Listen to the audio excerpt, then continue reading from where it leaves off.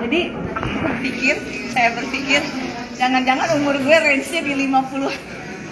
Jadi saya ngebut banget semua yang bisa saya lakukan. Begitu tank 50 tahun, insya Allah habis ini saya akan lebih semangat lagi, lebih ada umur.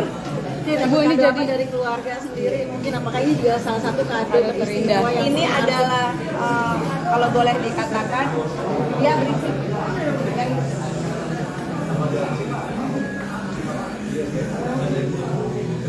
Atau tutup aja. Ini pindah aja kali. Oke Bu, lanjut aja Bu. Berisik nggak? Iya, Aman. Gimana Bu? Asik. Pada mau? Ayo Bu, ini kado terindah. Jadi saya memberikan satu legacy untuk dedikasi saya buat negara saat ini di usia yang ke 50 tahun. Atau kita pindah aja yuk. Nggak bisa konser. Ibu Rikanya nggak bisa. Boleh berusaha nggak? Boleh, sorry banget. Bentar lagi, Mas.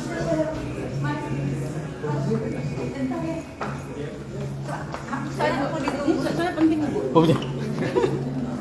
Lagi. Oke Bu, lanjut. Kemarin habis sakit jadi nggak konsen. Oke Bu, dengan kado istimewa ini anak-anak, support anak-anak kado Ini. dari anak-anak siapa tadi juga Nggak ada tahu Bapak. anak-anak mau ngasih apa, tapi tadi orang tua angkat saya datang, Pak Muhi, ya, lalu kemudian ibu angkat saya juga hadir tadi.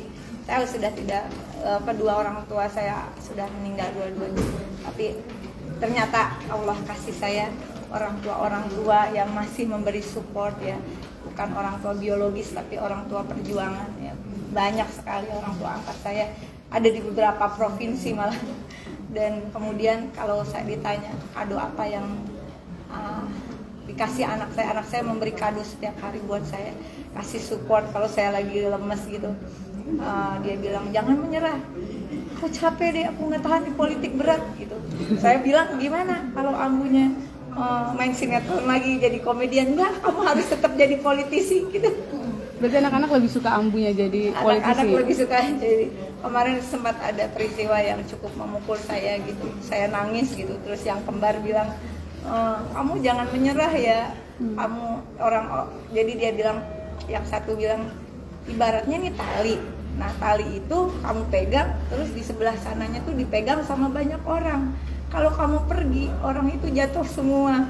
Mereka pengen kamu tetap berjuang. Kalau ada yang kayak gitu kan nggak semuanya ambu, kamu tetap semangat gitu. Jadi kado setiap hari selalu dari anak saya. Dan hari ini saya sengaja catatkan, ini juga warisan untuk mereka sebetulnya. Saya hanya bisa memberikan warisan yang paling berharga ya, gagas pengetahuan yang Allah juga berikan, titipkan, bukannya saya. Ini dari Allah Subhanahu wa taala. Mbak, mengartikan usia 50 tahun sendiri seperti apa? Tadi kan sempat kejar-kejar. Saya berdebar-debar memasuki usia 50 tahun, jujur ya. Karena itu dua perempuan di dalam keluarga saya meninggal di usia range-nya 50 gitu. Jadi agak deg-degan, anak masih kecil-kecil, ya Allah gimana ini. Tapi di sisi lain berarti saya jangan menyerah. Gak ada lagi kata mau berhenti dalam perjuangan ini, gak ada lagi kata mundur. Pokoknya sebisa mungkin, seoptimal mungkin apa yang ada digunakan untuk terus melanjutkan perjalanan. Ya mudah-mudahan si Allah kasih umur panjang ya. Amin. Sehat. Itu nggak sih, udah kan lagi nyaman berpolitik, bakal terjun ke dunia entertain lagi nggak? Belum tahu ya, belum tahu. Tapi saya ada habis ini yang terdekat saya mau relaunching satu buku dari tesis saya tentang kekuasaan negara yang menggunakan teror dan propaganda. Kemudian juga ada buku puisi yang sedang disiapkan dan ada satu produk fashion yang mungkin akan di-launching sebelum bulan puasa. Tapi kan banyak banget lah tapi kan ini. banyak juga ketika seorang politisi dia masih bisa nyanyi, manggung. Nyanyi saya. Terus kalau ibu sendiri Bu apa? Saya Bu, nyanyi pasti setiap. pengen sinetron Ini kan gitu. lagi kampanye nih. Saya manggung setiap hari. Satu hari 6 sampai 7 titik ini sampai habis suaranya. Atau kapan-kapan ikut lah. Ikut. Jadi saya menggunakan model kampanye yang berbeda gitu. Dan disitulah saya menyadari bahwa seni itu bisa lebih diterima. Seni itu tidak menggurui. Jadi orang merasa involved, terlibat karena mereka bisa ketawa bareng, kita bisa nangis bareng gitu, tanpa ada sekat lu pejabat gue rakyat, nggak ada lagi tuh. Jadi mereka bisa ngata-ngatain aku, bisa whatever lah, kita bareng-bareng sama-sama, mereka bisa kritik langsung ke saya. Bu, tapi kan anak-anak tadi doanya banyak ya Bu, tetap Bunya tetap berpilihan di politik, tapi kalau untuk jodoh sendiri Bu di umur 50 tahun Saya minta pokoknya, itu nggak sih? makanya saya kan udah bilang 50 tahun ini tidak ada kata pesimis, tetap optimis, termasuk menuju ke pelaminan. Saya siap kapanpun juga. Masalahnya sama siapa? kriterianya Bu, Kriterianya satu lelaki, Iya. 2 Islam, Iya. 3 hafal Pancasila, udah cukup. Mereka, tapi cukup itu. mereka kan tadi belum tahu akan ke dunia hiburan Pak, apa enggak? Berarti Soalnya gini, saya tidak pernah memisahkan, bukan hiburan ya, dunia seni lah. Saya tidak pernah memisahkan antara dunia seni dan dunia politik. Ketika saya berkesenian, saya juga memikirkan bagaimana karya itu memiliki nilai yang bisa berarti bagi orang banyak. Itu adalah nilai politik sebenarnya.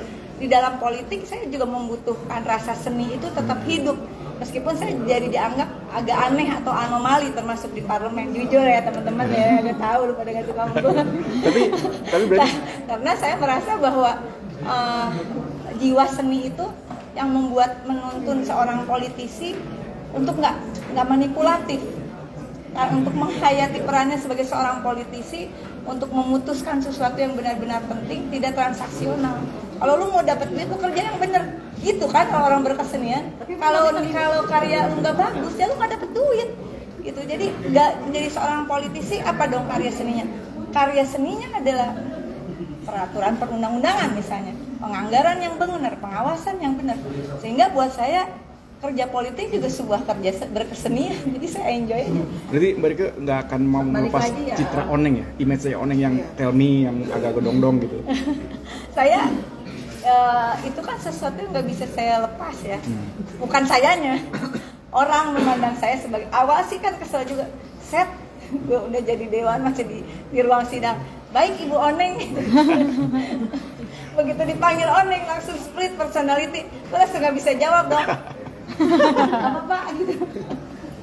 Karena 7 tahun ya, hampir 7 tahun saya menjadi memerankan Oneng, dan hanya satu-satunya sinetron gitu waktu itu. Saya orang yang nggak bisa bercabang untuk pekerjaan, saya fokus.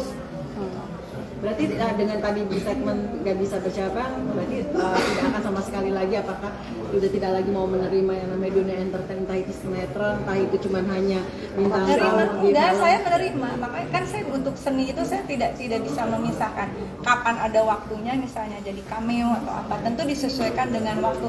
Gak mungkin saya meninggalkan dunia seni, itu sesuatu yang gak mungkin. Makanya saya tetap bikin lagu, saya tetap perform meskipun itu dengan penonton yang sedikit gitu. Karena saya ya Rieke Diah Pitaloka ya seorang seniman, saya nggak bisa melepaskan itu, dan itulah kacaunya, saya tidak bisa melepaskan itu meskipun saya sebagai seorang politisi. Jadi saya nggak bisa basa-basi, saya nggak bisa yang namanya, kan kalau berperan itu nggak bisa basa-basi. Kalau berperan atau membuat karya seni itu kita nggak bisa pura-pura, kelihatan mana karya yang lahir dari hati dengan empati, dengan perasaan. Mungkin kekurangan saya bagi sekian banyak, bagi mayoritas politisi adalah saya tidak melepaskan kesenimanan saya di dalam berpolitik, sehingga banyak terjadi benturan-benturan yang menurut saya gini, saya terbiasa kerja di dunia seni itu kalau mau dapat duit ada kontrak kan, ada kontrak. Nah di politik kontrak saya itu sumpah jabatan, ketika saya terpilih ada sumpah jabatan.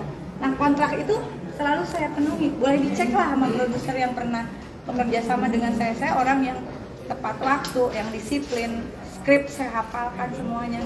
Nah di politik itu juga saya jadi terbiasa, saya harus mendisiplinkan diri sesuai dengan kontrak kerja itu. Rupanya itu adalah suatu pencerminan, lu oneng banget katanya. Tapi nggak apa-apa lah, mau umur 50 tahun ini saya kira untuk ganti karakter juga saya nggak bisa. Udahlah, saya Rieke Diah Pitaloka dengan kepribadian seperti ini, penting hidup saya tidak merugikan orang lain, insya Allah. Kalau karena lakukan politik saya ada lapak-lapak orang yang terganggu, ya berarti ya memang berbeda cara pandang ya. Itu biasa terjadi di dalam berarti saya kembali ke orang. Tapi berarti karena saya selalu menceknya yang tadi dengan prinsip konstitusional, saya tidak dengan konstitusi. Jangan konstitusi diacak-acak hanya untuk kepentingan bisnis atau kekuasaan personal gitu kan. Bu, harapannya dong di usia 50 tahun ini apa? Mungkin doa untuk diri sendiri, sekalian jodoh tadi harus hafal. Yang penting sehat, saya nggak tahu. Pokoknya doain lah semoga umur saya agak panjang ya, sehingga bisa membesarkan anak-anak minimal sampai sarjana gitu, bisa mereka survive sendiri karena sebagai single mom, jadi orang tua tunggal harus membesarkan anak-anak seperti ini pastilah yang banyak juga di luar sana yang dalam posisi sama seperti saya, semangat, jangan menyerah. Perempuan itu bisa mengerjakan banyak hal di dalam satu waktu, jangan. Terima kasih.